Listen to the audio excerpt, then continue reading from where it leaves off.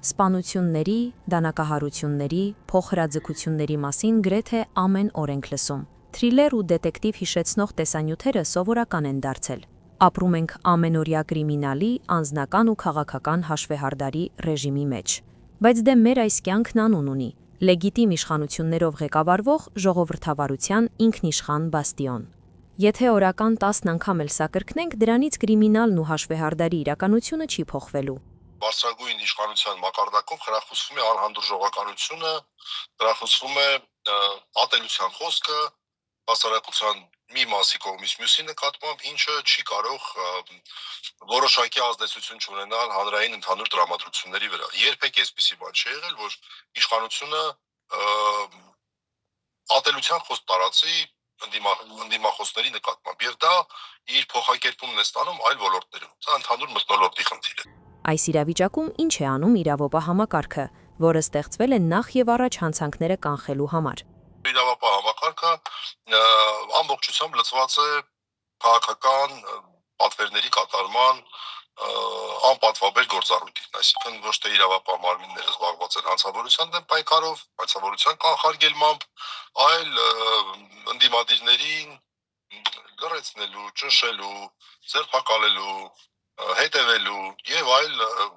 նմանաբնույթ գործերով։ Դա բերում է այսպիսի ցավալի հետևանքների։ Հանցագործությունների աճը, առավել ևս հանցագործներին չհայտնաբերելու, չպատժելու օրինաչափությունը երկրում դատաիրավական համակարգի նկատմամբ անվստահություն ու անպատժելիության մթնոլորտ է ծնել։ Ցավոք սրտի չեմ տեսնում իրավիճակի կարգավորման նախադրյալներ ներկայիս ռեժիմի պայմաններում։ Ինչը նշանակում է, որ հնարավոր է մենք ականատես լինենք նմանաբնույթ այլ դեպքերի ևս։ Հոգեբանական տեսանկյունից հանցագործությունների, սպանությունների դեպքերը սովորական երևույթ դարձնելը հանրությանը ճնշելու, խեղճացնելու, երկրում քաոտիկ վիճակ ստեղծելու քաղաքական նպատակներ ունի։ Այն օխլոկրատիան, որը տիրեց 2018 թվականին, դրա ապագի է, դրա գերագույն աստիճանը, դա անարխիան է։ Ինչի մենք հիմա գալիս ենք։ Մենք հիմա բացարձակ անարխիայի կարգավիճակի մեջ ենք։ Եվ այդ անարխիային համենկերպ խրախուսում են այսօրվա իշխանավորները, այո, թեկուզ նրանով, որ հասարակության համար վտանգավոր մարդասպանները գտնվում են տնային կալանքի տակ կամ ազատության մեջ, իսկ եկեղեցականները, ասենք, եպիսկոպոսները գտնվում են կալանավայրերում։ Սա հավանականություն կա, որ նույնիսկ վեհապարը կարագտնվի կալանավայրերը։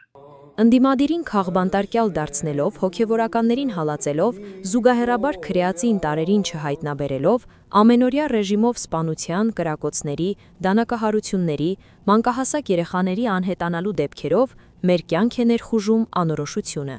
Որտեղ ընթացիկն ենք ունենում, ենք հոգեբանական խեղում։ Գիտեք, պայքարել քրեական ենթամշակույթի դեմ, երբ որ արտահայտում են, այսօրվա դրությամբ իշխանավորները, մենք պիտի հասկանանք, որ 8 տարվա մեջ իրանք հետևյալ օրինաչափությանն են բերել։ Ինչի դեմ պայքարում են, դա զարգանում է, ինչը ուզում են պահեն, դա հանձնում են։ Այսինքն կամայական լոզունգ, որը որ այսօրվա դրությամբ շրջանառվում է իշխանավորի բերանից, տնտեսական աճ, եթե ասեցին, այդ նշանակում է տնտեսությունը նվազելու է։ Եթե ասեցին անկախություն, այդ նշանակում է անկախությունը կորցնելու է։ Հիմա նույնը սա է, քրեական ենթամշակույթի հասկացար հետ կապված խնդիրները բերելու են նրան, որ մենք ունենանք հասկացար պայքարը իրանց բերելու են նրան, որ մենք ունենանք քրեական ենթամշակույթի ակտիվություն։ Աննախադեպ աճ են գրանցել նաև ընտանեկան բռնությունները։ Սա երկրում տիրող իրավիճակի ևս մի դրսևորում է, նշում է Միրդադ Մադաթյանը։ Այսինքն ընտանիքի նկատմամբ, միմյանց նկատմամբ կատարված բռնությունները եւ այդ բռնություններով պայմանավորված սպանությունների թիվը վերջի 2-3 տարիներում աննախադեպ շատ է, կրկնակի անգամ համարյա գերազանցող նախորդ տարիներին կատարված սպանությունների եւ բռնությունների։ Սա կարծում եմ անօրեն երկրի եւ օխլոկրատիան դեմոկրատիայի տեղ ներկայացնելու ոչ միտեղ չտանող այս կառավարության նորմալ հարգասիքն է։ Թե իրավապաշտպանության, թե հոգեբանության տեսանկյուններից ժողովուրդը հայտնվել է անպաշտպան վիճակում, Չկա ոչ մի երաշխիք, որ մեզնից յուրաքանչյուրը չի հայտնվի կրիմինալ գործողությունների կիզակետում։ Կրիմինալը շատանալու է, ես նույնիսկ ամիսներով կարող եմ ասել, մոտակա 3-4 ամսվա մեջ ինքը աննախադեպ պիկ է գրանցելու եւ նվազումը սկսելու է հուլիս ամսից իշխանապողությունից հետո։ Վախը, որ փորձում է տարածել օրվա իշխանությունը, մարդկանց դատապարտելու, կալանավորելու չափորոշիչներն արդեն սպառել են իրենց։ Մարդիկ ուզում են փոխել իրենց ու երկրի կյանքը, իրենց պարտադրվող իրավիճակը, ու դա արտահայտելու են ընտրությունների ժամանակ, վստահ է հոգեբանը։